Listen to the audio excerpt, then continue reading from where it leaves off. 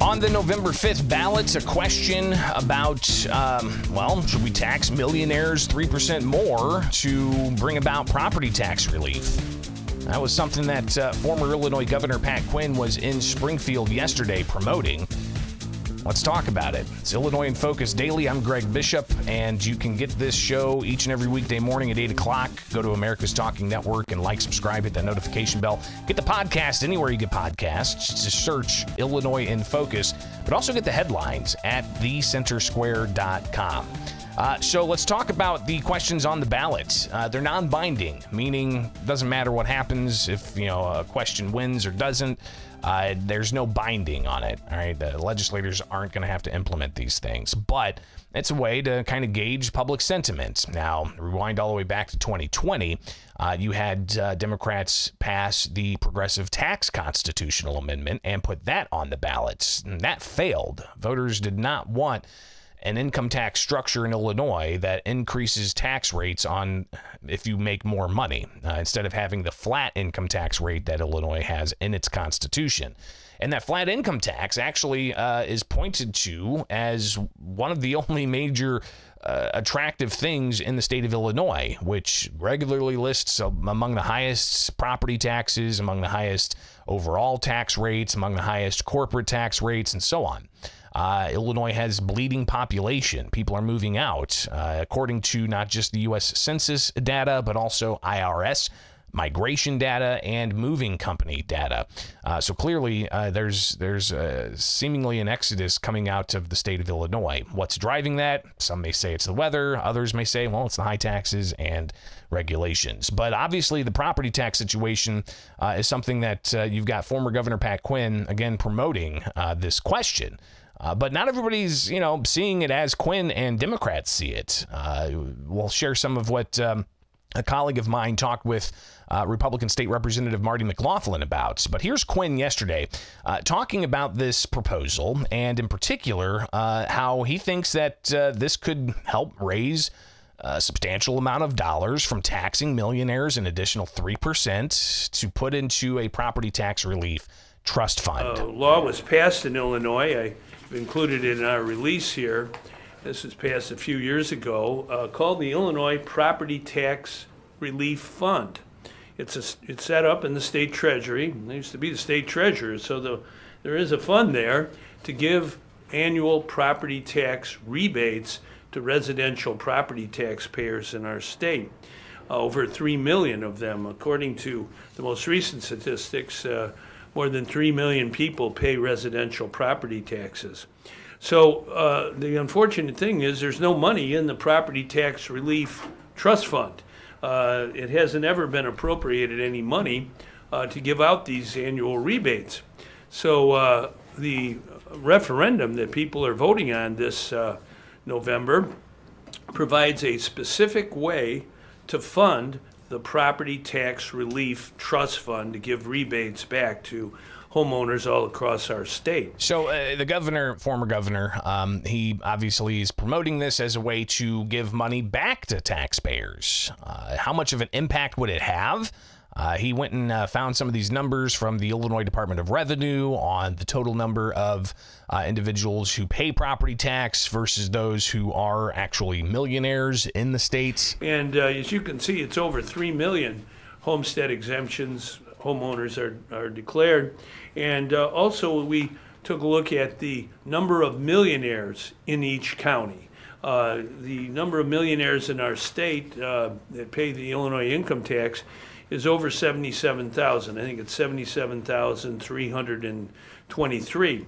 And the proposal on the ballot asks whether we should impose a 3% income tax surcharge on those individuals who declare more than $1 million in net income on their income tax in a particular year.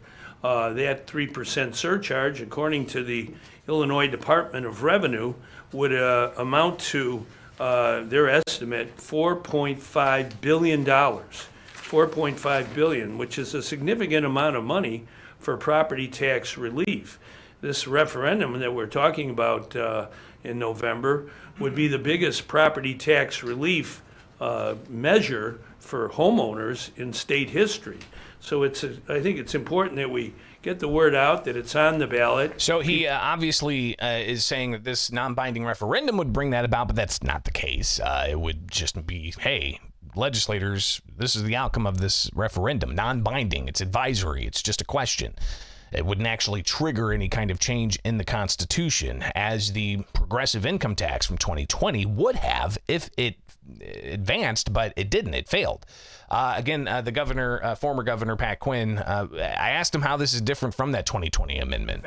Yeah, it's completely different. Number one, this only focuses on those who have million-dollar incomes. The referendum a few years ago did not focus on that. And frankly, that referendum did not expressly provide property tax relief. I think any amendment should include $1 million as the benchmark for where the surcharge would take place.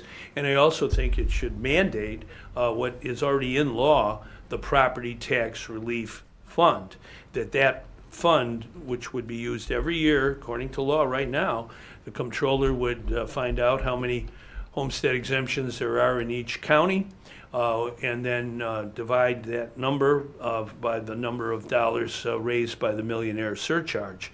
And that would provide an annual property tax rebate that would actually be put on the bill of everyone who pays residential property taxes. In my opinion, this is a very efficient, administratively simple way to give relief to people who need it the most.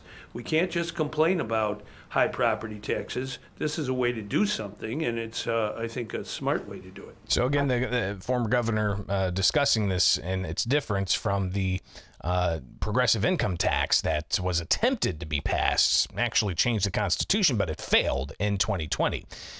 State Representative Marty McLaughlin from R-Barrington Hills. He's a Republican. One of my colleagues chatted with him recently about this, and he's just critical of the entire thing. It's amazing that we have to hear from former politicians like Governor Quinn that we don't give enough of our money to the state, that they need even more.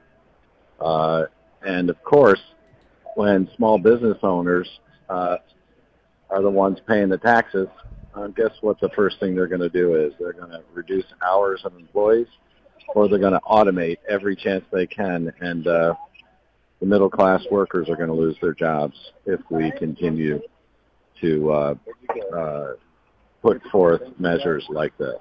And this measure is unconstitutional. It flies in the face of the graduated tax proposal that, the governor put forth, 2-3 years ago, and the voters rejected.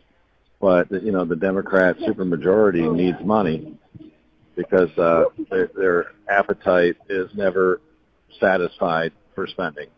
So this really is just another case of, we're going to go after someone else's money. The reality is these people they're going after are the employers of small businesses. They run small businesses in our state, and it's going to have an economic impact. So if people get behind this measure and support it, and they support it on the grounds of they're coming after someone else and not me, the reality is the middle class are going to be the ones that bear the brunt of it from job losses and when people start to automate. And they will automate, and they will cut back hours and cut back employees if we go forward with something like this. So McLaughlin, again, talking about how this would be bad for small businesses that may just get over that hump of making $1 million. But, those dollars are being used to invest in the business, to hire people, and to keep things going on with the research and development and such. But when it comes to government money,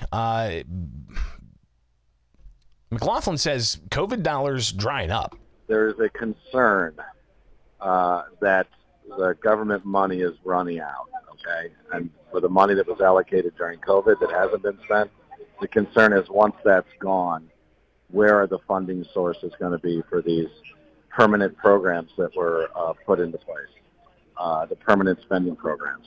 They can't just shut those off, right, because these guys are Springfield politicians. They don't know how to reduce spending. So they're concerned that there's going to be a need, and this is a new way of trying to fill that need for more and more money. You know, the structural spending programs were put in during COVID. They weren't one-time, you know, COVID spending programs. These things continue on, you know.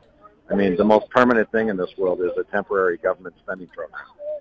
So, delivering a quote there from Ronald Reagan, which is an interesting one. You know, the idea of the most permanent thing is a temporary government spending program. But Pat Quinn, I asked him yesterday, you know, how this is different from the 2020 ballot initiative, but also are those dollars, if they were to approve this thing and get voter approval the next 2 years, right? Because this is how it could work. If voters approve this non-binding question, legislators would say, the message is clear from voters, and then they would bring about the actual constitutional language to change the Constitution to tax millionaires an additional 3% to put into a property tax relief fund. Again, here's former Governor Quinn. Because Illinois doesn't have a history. It's a rebate. That's what it is. It's a refund. People understand that. It's very understandable to everyday people. You get money back. And that's what this referendum is all about, and what the property tax relief fund, it's set up by law already. It talks about annual rebates to property taxpayers. I believe in investing in education. We should do that. Every school district has to be accountable for how they spend their money. That's important. We got to keep an eye on that. There are levy limits around the state on units of government, and I think we should maintain those. And there are other things you can do to reform the system, but basically what we have to do is do something, I think, urgent to give relief back to people who, when they open the envelope getting their property tax bill, they're staggered. And he had a cartoon there about you know, somebody getting punched in the face with their property tax bill. Let me pull this up there. You can see that here again from Governor Pat Quinn's news conference yesterday. But those dollars, are they safe if they do indeed, you know, pass this and amend the Constitution, get voter approval to do that? They bring in $4-point-some-odd billion. What's to say that money's not going to be swept from the Property Relief Trust Fund, which, you know, we see government sweep things all the time. Is there going to be a lockbox like there is for transportation dollars? Is there an idea of how they can craft a new question? Yeah. Have like a lockbox type of... Yeah, well, you have that with the transportation amendment that passed a few years ago. No, you have to write in the constitutional amendment that people would vote on 2 years from now, specifics that are mandates, that you know the amount of surcharge is only applied to people who declare more than $1 million in annual income. The money raised from that surcharge must be spent on property tax rebates to everyday people who are homeowners, residential property taxpayers who declare the homestead exemption. You know, that can be done, and I look forward to doing it. But I think on the ballot this year is an opportunity for the voice of the people to be heard on this issue.